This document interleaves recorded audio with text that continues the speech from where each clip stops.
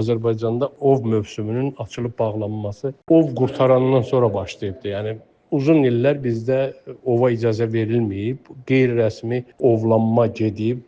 İstər çöl quşları, istər heyvanlar, yəni müxtəlif bəhanələrlə ovlanıbdı.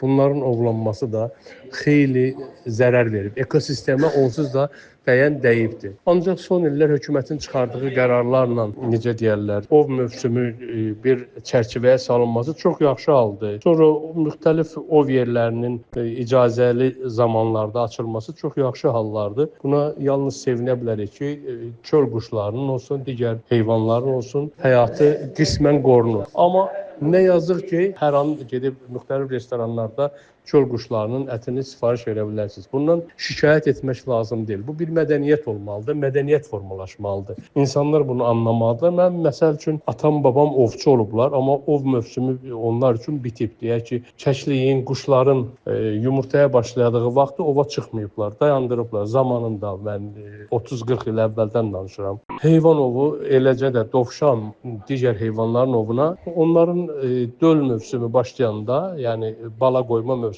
başlayanda son verilib. Yəni bu bir mədəniyyətdir. İndi də bu birinci növbədə ovçular arasında, əsl ovçular arasında gözlənir. Mən gözlənmir demirəm. Amma onun qeyri-rəsmi şəkildə gerçəkləşməsi, aparılması, o hamısı korrupsiyaya yol açan hallardır. Harasa şikayət etməyin bir mənası da yoxdur. Siz şikayət edəcəksiniz, hansısa bir qurum gedib ondan, deyək ki, Ekologiya və Təbii Sərvətlər Nazirliyinin nümayəndəsi gedib oradan rüşvət alıb keçəcək. Yəni başqa cürə olmur. Bu baxımdan mədəniyyət formalaşmalıdır və əlbəttə qanunlar sərtləşdirilməlidir, cəzalar tətbiq olunmalıdır, ova görə ödəniş alınmalıdır. Bunlar hamısı Milli Məclisin qəbul edəcəyi qanunlar səviyyəsində olmalıdır. Əsasən nəzarəti həyata keçirən Ekologiya və Təbii Sərvətlər Nazirliyidir. Ekologiya və Təbii Sərvətlər Nazirliyi də öz vəzifə borcunu, necə deyərlər, hökumətin, dövlətin, anayasamızın üzərlərinə qoyduğu vəzifə borcunu yerinə doğru dürüst gətirməlidirlər. Nə yazıq ki, bunlar gözlənmir, şikayət eləməklə də olmaz. Restoran da hər hansı bir şəkildə brakonyerlə, kimlənsə